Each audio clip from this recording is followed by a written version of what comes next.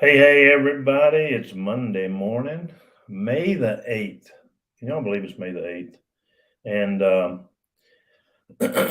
excited for the week ahead.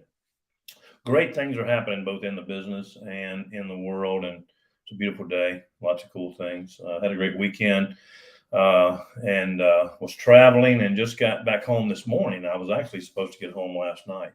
And as I was in the airport last night, I was waiting for a flight that was supposed to leave. I don't remember what time it was supposed to leave, and then supposed to get back last night. Supposed to get home around 10:30 last night, and back to Wilmington, back to the beach. And interestingly enough, as you can tell, the plane's not there, and people start shuffling, and you can kind of tell that we're going to be delayed. And they changed the boarding time by 5 minutes. And then the guy that, and so that's what I was talking about today. What I want to talk about a little bit about facing adversity. We all face adversity, and I like this statement by Martin Luther King. It says the ultimate measure of a man is not where he stands in moments of comfort and convenience, and but where they stand at times of challenge and controversy. Challenge and controversy. You know, how do you handle controversy? How do you handle challenges? How do you handle adversity? I like this too. Adversity can strengthen you if you have the will to grind it out. To grind it out. You know, I mean, adversity in life. Here's the thing about adversity in life is we're going to face adversity in life. You're going to have times that are going to be adverse. And so, what was interesting last night, and I've when I was in the restaurant business, I flew and traveled all the time, a lot, and I've traveled a lot in my life, and traveled a lot in our business, in our industry. And so I'm a people watcher. I love watching people. I just it's just fun. It's exciting, and I just enjoy it. I enjoy seeing people, and I enjoy seeing how people handle life and handle adversity. And if you want to see a big mix of people, go to the airport. Go to the airport because there's so many people there of all walks, of all ages. Of some have got 14 bags and three kids they're bringing along, and sometimes it's a single parent, with kids and bags and children. And if you watch people, there's some of them are in a hurry and bustling and trying to get there. Some get there 2 hours early. Some get there right at the last minute, and they're last minute people. So you see all kinds of people in an airport. And when you travel and when you go to a hotel or when you get in a Uber. I was in a cab last night, and there were probably, I don't know how many people outside waiting on a cab, probably 40 people waiting for cabs because of the flight delays and things. And I flew to Charlotte last night, and I got in finally got to a hotel about 12:38 or something, 12:40. And then they're like, well, you can book you on a flight this morning at 7 a.m. And I'm like, have you got anything later? They're like, yeah, we got one at 9:15. I'm like, I'll take that, because I wasn't in any big hurry to get here. As long as I was here by 11, I was good. But, there was one guy, the guy that was working the counter here's what happened to our plane. Our plane, they had to replace the windshield wiper blade. Isn't that kind of funny?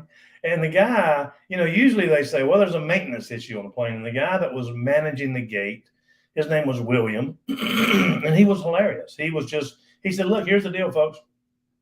I tell it like it is. I'm honest about it. I just tell it like it is. There's nothing we can do about it. No big thing. He goes, I don't even know where this plane is. I haven't got here yet, but it's going to be here in a few minutes. And they're telling me on the radio it's going to be here. Okay, great. So then he gets there and he goes, well, guess what? there's a maintenance issue with the plane. He goes, you want to know what it is? He goes, they need a windshield wiper blade. The windshield wiper blade's bad on this plane. He goes, and they're having to fly one to us from Chicago. And so it's like, they don't have any in stock here. He said, can somebody run up to the darn auto parts store and grab us a wiper blade? Just funny stuff, So most people there were laughing. So it was went from needing a windshield wiper blade to an hour later, hour and a half later, we pushed it back. He said where people were going, is this plane going to fly? And he's like, yeah, I promise you, they've told me now we're definitely going to fly to Charlotte tonight. But if you're going to miss your connector, then you can go right down here and talk to Johnny, and he can get you a hotel voucher. Or if you don't want to stand in this long line, because there was probably, I don't know how many people in that line, it was a bunch, you can go online and get your voucher there. And so I go online and I get my hotel voucher, and they give me a meal voucher and a hotel voucher, and even a voucher for the cab to get me to the hotel, and then a voucher to get me to the cab back. So I'm set. I mean, it is what it is, and I'm set. But so many people, it just were arguing with each other and frustrated and angry, and just, it was just comical to watch people get themselves so upset over something. And here's the key. Here's the punchline. If there's a punchline to this, is the outcome was not going to be changed by their attitude, by their frustration, by the adversity was the adversity, but the outcome was going to be the same. The poor guy behind William was doing absolutely the very best he could do. You see, so people were facing this adversity, and it can strengthen you if you have the will to grind it out. And so, how do you handle adversity? How do you handle situations where you run into adverse situations? The ultimate measure of a person is not where they stand in moments of comfort and convenience, but where they stand at times of challenge and controversy. And we face those all the time in our lives, and we face those in our business. I was just talking with one of our new distributors last week, and I did a call with Doug Fireball, and he was talking about no's.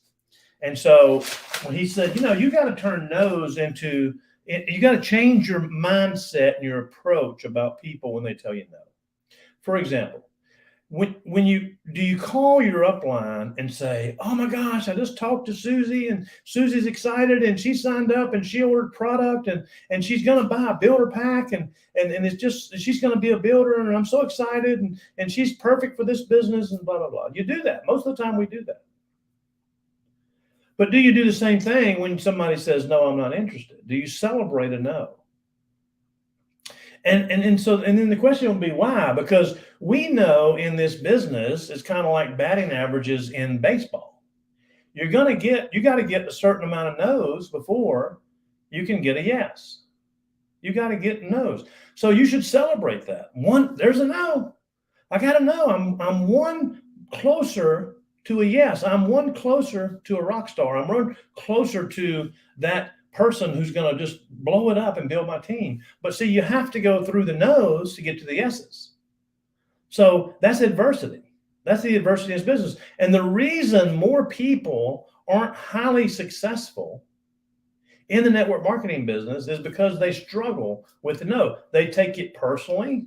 They get frustrated by it. They think, oh my gosh, I'm not cut out for this business. I'll carry you back to the story of Michael Jordan. Michael Jordan, his household name, like Bubba Gump Shrimp's a household name, as Forrest Gump says, Bubba Gump Shrimp, household name. That's because that's all you could get after the hurricane. But Michael Jordan was cut from his high school basketball team. Can you imagine Michael Jordan? Well, that's it. I'm done. This basketball's not my gig. I must try something else. I'm going to go play football. I'm going to go play soccer. Because, Michael Jordan's from here in Wilmington, and so you hear a lot about him down here. But how do you handle adversity? How did he handle adversity? Well, the coach said, if you want to make the team next year, I need you to show up every morning before school and come here and practice with me. And he did. And the rest is history. So I saw yesterday an article about a football player. Those of you, and I'm a sports fan, not just football. I'm going to the Hurricane Stanley Cup game tomorrow night with not tomorrow night, today's Monday, Thursday night, with my son and daughter-in-law. And adversity that I saw on an article yesterday where a kid, because there are kids who are graduating from college, was he didn't get drafted in the NFL. He didn't get drafted. And so what he did is he took you make recruiting videos. So when you're an athlete, a star athlete, or an athlete, definitely a star athlete if you plan on making it to the NFL. And so you make videos, highlight videos. This is what I'm good at. This is my deal. This is what I've done. This is what I've accomplished. Here's the plays. Here's me playing ball. And so he took the videos and he started putting them out on social media, his highlight, his recruiting video. And his videos went viral on Twitter and TikTok. He didn't get drafted, but his videos went viral. And so guess what? The San Francisco 49ers saw his videos. Of course, I'm sure lots of teams did, but offered him a free agent contract. So basically, he got a contract, not just drafted, but a contract. Now, he faced adversity. He was told no, he wasn't one of the 297 or whatever that number is players coming out of college to be drafted in the NFL. So he could have done a couple of things. He could have faced that adversity in a couple of different ways. He could have said, well, I guess football's not my thing. I guess playing for the NFL is not my gig. I guess this is the end of the road for me. I guess I can go somewhere and coach football, or I guess I can go to Canada and play Canadian football, or go to the there's a league now, I forget what it is. They sprout up every few years and they play arena football. Arena football, I think it's called. But anyway, there's lots of different options that were on the table for him because he was facing adversity. But he chose to face that adversity head on and put his videos out there on social media. And it just happened to go viral. And so teams saw it. He started getting phone calls. And now he signed a contract as a free agent for the San Francisco 49ers. Lots of stories like that. You can talk about the Tom Brady's of the world. You can talk about the Michael Jordans of the world. You can talk about this gentleman, and I wish I knew his name. You can talk about people in our industry. You can talk about people in our company who have faced adversity, and all of a sudden they continued. They were persistent and consistent and stayed after it and stayed committed because, listen, we've got, and I say this, and I can say this wholeheartedly, we've got the best products out there on the market. I don't know of anybody that's doing what we're doing, purity-wise, clean-wise. I don't know of anybody that has the tools that we have. When I show people our tools, they get so excited. Don't know who's got the tools that we have. Don't know who compete with us compensation-wise. We've got leadership. We've got an ownership who sees this business as us, as distributors, because he was a distributor for 20-plus years.